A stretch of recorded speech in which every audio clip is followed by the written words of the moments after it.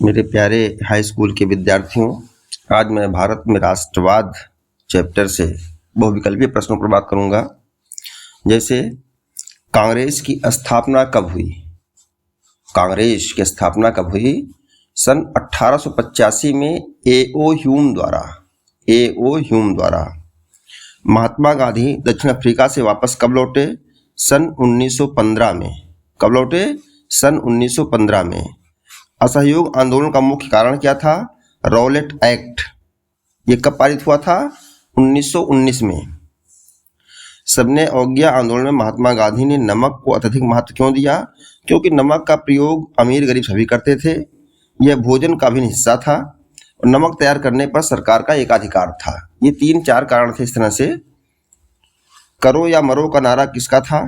महात्मा गांधी का, जो उन्होंने 1942 में दिया था। कब दिया था? करो या मरो का नारा 1942 में दिया था। भारतीय राष्ट्रीय कांग्रेस की स्थापना कब हुई? बता दिया मैं आपको पहले, 1885 में। सबने अवज्ञा आंदोलन कब चलाया गया? 1930 में। चौरी चौरा कांड किस वर्ष हुआ था? फरवरी 1922 में, चौरी चौरा नामक स्थान पर। इसी कारण से असहयोग आंदोलन वापस ले लिया। इसके बाद सत्याग्रह निम्नलिखित में से क्या था? गांधी का सत्याग्रह था, क्या था? तो इसमें शुद्ध आत्मिक बल था। गांधी का सत्याग्रह क्या था? शुद्ध आत्मिक बल था। रॉलेट एक्ट कब पारित हुआ? सन 1919 में। साइमन कमीशन भारत कब पहुंचा? सन 1928 में, लेकिन गठन हुआ था 1927 में। साइमन कमीशन गठन हुआ था 1927 में और भारत कब पहुंचा ये? सन 1928 में। गांधी इरविन समझौता कब हुआ था? 5 मार्च 1931 को। महात्मा गांधी ने असहयोग आंदोलन कब आरंभ किया? सन 1920 में। किस स्थान की घटना के कारण गांधी ने 1922 में असहयोग आंदोलन को स्थगित कर दिया था? तो स्थगित इसलिए कर दिया गया था क्योंकि 4 फरवरी 1922 को चौरी चौरा में हिंसक घटना घट गई थी। हिंसक क्या था कि कुछ पुलिस थाने को असहयोग आंदोलन के क्रांतिकारियों ने फूंक दिया था, जला दिया था। हिंसक घटना हुई थी, इसलिए गांधी को लगा कि अभी हिंसा करने का समय नहीं है, हिंसक नहीं होना चाहिए, आंदोलन का अहिंसक होना चाहिए। फिर देखा जाए कि गांधी ने असहयोग आंदोलन वापस क्यों ले लिया?